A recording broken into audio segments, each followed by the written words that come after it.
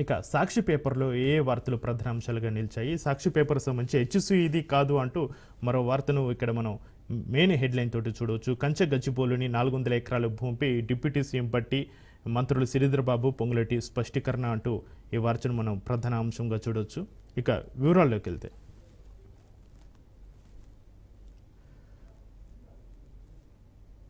కంచె గచ్చిబౌలిలోని 400 ఎకరాల భూమి హైదరాబాద్ కేంద్రీయ విశ్వవిద్యాలయానికి కాదని ప్రభుత్వం పేర్కొంది. ఆ భూమి యూనివర్సిటీదే కానప్పుడు తీసుకుంటామనడంలో వాస్తవం ఏముంటుందని ప్రశ్నించింది. ఈ భూముల కోసం వైఎస్ రాజశేఖర రెడ్డి ఆలుపెరగని పోరాటం చేశారని గుర్తు చేసింది. ఈ భూమిని పరిశ్రమల స్థాపనకు వినియోగిస్తామని తెలిపింది. ప్రస్తుతం యూనివర్సిటీ పరిధిలో ఉన్న భూములకు చట్టబద్ధత కల్పిస్తామని వెల్లడించింది.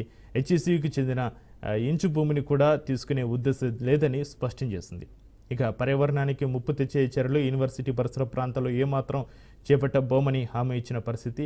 హెచ్‌సి భూములను లాక్కునేందుకు ప్రభుత్వం ప్రయత్నిస్తుందంటూ వివిధ వర్గాలు ఆందోళన వ్యక్తం చేస్తున్న నేపథ్యంలో డిప్యూటీ సీఎం బట్టి విక్రమార్క, మంత్రులు శ్రీధర్బాబు, పొంగులేటి శ్రీనివాసరెడ్డి సచివాలయంలో ఏర్పాటు చేసిన మీడియా సమావేశంలో వివరణ ఇచ్చారు. రాజకీయ లబ్ధి కోసం అభివృద్ధిని అడ్డుకునేలా బీఆర్ఎస్, బీజేపీ అసత్య ప్రచారం చేస్తున్నాయని విమర్శించారు. ఆ 400 ఎకరాల భూమి ప్రభుత్వ ఆధీనంలోనే ఉందని చెప్పారు. ఇక దీనికి సంబంధించి ఆ 4 ఎకరాలు పరిశ్రమల స్థాపనకు వినియోగిస్తాం. యూనివర్సిటీ పరిధిలో ఉన్న భూములకు చట్టబద్ధత కల్పిస్తాం. ఆ పరిసరాలు పర్యావరణానికి ముప్పు తెచ్చే చర్యలేవి చేపట్టబోం. ఆ భూముల కోసం వైఎస్ఆర్ అలుపెరగని పోరాటం చేశారని బట్టి విక్రమార్క తెలిపిన పాయింట్స్ని మనం చూడొచ్చు. ఇక టీడీపీ ప్రభుత్వం బిల్లిరావుకు భూమి ఇస్తే కాంగ్రెస్ సర్కారు కాపాడింది. బీఆర్ఎస్, బీజేపీ అసత్య ప్రచారం చేస్తున్న 25వ సర్వే నెంబర్ భూమికి ఖచ్చితమైన రికార్డులు లేవంటూ శ్రీధర్బాబు చెప్పిన పరిస్థితి. ఛాలెంజ్ చేస్తున్న పర్యావరణం దెబ్బతింటుందని నిరూపిస్తారా అంటూ పొంగులేటి శ్రీనివాసరెడ్డి మాట్లాడిన వ్యాఖ్యలను కూడా మనం ఇక్కడ సాక్షి పేపర్లో ప్రధాన వార్తకు చూడొచ్చు. ఇక అట్టుడికిన హెచ్‌సియు ధర్నా చేసేందుకు వచ్చిన సిపిఎం, బీజేపీఎం నాయకులు సీఎం రేవంత్ రెడ్డికి వ్యతిరేకంగా నినాదాలు, నిరసనకారుల అరెస్టు. జోక్యం చేసుకోకండి. హెచ్‌సియు భూముల అంశంపై కేంద్ర మంత్రి ధర్మేంద్ర ప్రధాన్కు కేంద్ర మంత్రులు, ఎంపీల వినతి. పార్లమెంట్లోని అంశాన్ని లేవనెత్తిన బీజేపీ ఎంపీలు లక్ష్మణ్, ధర్మపురి అంటూ ప్రధాన వార్తలుగా మనం సాక్షి పేపర్లో చూడొచ్చు. దీనికి సంబంధించి ఇక రెండో పేపర్లో దీనికి సంబంధించిన పూర్తి డీటెయిల్స్ ఉన్నాయంటూ కూడా ఇక్కడ పేర్కొనడం జరిగింది. మాట కలిపి మభ్యపెట్టి అంటూ మరో హెడ్లైన్ తోటి ఒక ప్రధాన వార్తను చూడొచ్చు. హైదరాబాద్ శివారులో విదేశీ యువతపై అత్యాచారం.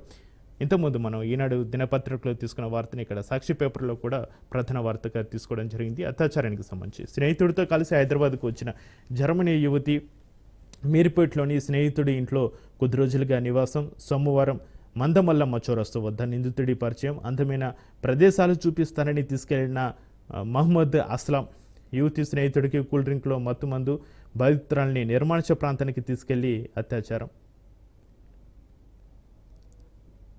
ఇక కొలిక్కి చేరని క్లింటన్ కేసు. 15 ఏళ్ల క్రితం అమెరికన్పై అత్యాచారం. క్లింటన్ ఫౌండేషన్లో పనిచేసేందుకు నగరానికి వచ్చిన మహిళ పోలీసులు దర్యాప్తు చేసిన ఫలితం శూన్యం అంటూ వార్త చూడొచ్చు. ఇక ఆటిజం అర్థం చేసుకుందాం. నేటి ప్రపంచ ఆటిజం అవగాహన దినం. ఈరోజు కోపగించుకోవద్దు, నేరుగా చూడొచ్చు. బుద్ధి మాంద్యం కాదు, మానసిక వైకల్యమని అనలేం. చిన్నారుల్ని పీడించే, తల్లిదండ్రులను వేధించే ఒక రుగ్మత. ఎందుకు వస్తుందో చెప్పలేం, మందులు లేవు అంటున్నారు నిపుణులు. అయితే ఈ ఆటిజంకు సంబంధించి నేడు ప్రపంచ ఆటిజం అవగాహన దిన సందర్భంగా దానికి సంబంధించిన ఒక వార్తని సాక్షి దినపత్రికలో ప్రధాన వార్తగా చూడొచ్చు. దేశంలోని 9 ఏళ్ల చిన్నారులు, అంటే పుట్టినప్పటి నుంచి 9 ఏళ్ల చిన్నారులు 1 నుంచి 1.5% మందిలో ఆటిజం స్పెక్ట్రమ్ డిజార్డర్. తెలంగాణలో 60,000 నుంచి 90,000 మందిలో ఈ రుగ్మత ఉన్నట్టుగా తెలుస్తుందంటూ ఇక్కడ గణాంకాలు చెబుతున్నాయి. బాధితుల్లో బాలురే అధికం. 2 ఏళ్ల వయసులోపు గనక గమనిస్తే సులభంగా బయటపడే ఛాన్స్ ఉందంటూ డాక్టర్లు చెబుతున్న పరిస్థితి. అయితే థెరపీలే పరిష్కారం. పుట్టగొడుగుల్లో చైల్డ్ డెవలప్మెంట్ సెంటర్లు ప్రభుత్వ నియంత్రణ లేక భారీగా వసూళ్లు.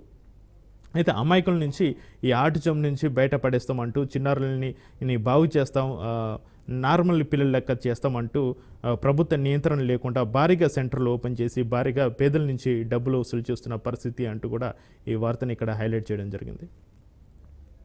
ఇక గోల్డ్కు సంబంధించి సరికొత్త గరిష్టానికి చేరిన బంగారం ధర ఇప్పుడు ప్రజెంట్ 94,000 పలుకుతుంది. ఒక్క రోజులో 2,500 పెరుగుదల. లక్ష దిశగా పయనిస్తున్న పసిడి ఏడాదిలో ఏకంగా 24,000 మించిన ధర. 2024 ఏప్రిల్ 1న 70,000 పలికిన పసిడి 2023 ఏప్రిల్తో పోలిస్తే 34,100 దూసుకెళ్లిన విలువ.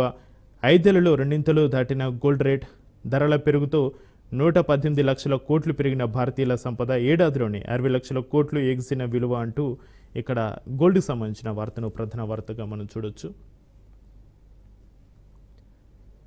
టారిఫ్లకు వేలాయి భారత్ సహా ప్రపంచ దేశాలపై ఐక్యరాజ్య అమెరికా ప్రతీకార సుంకాల బాధితుడు బుధవారం నుంచే మొదలవనుందంటూ ఒక వార్తను మనం చూడొచ్చు.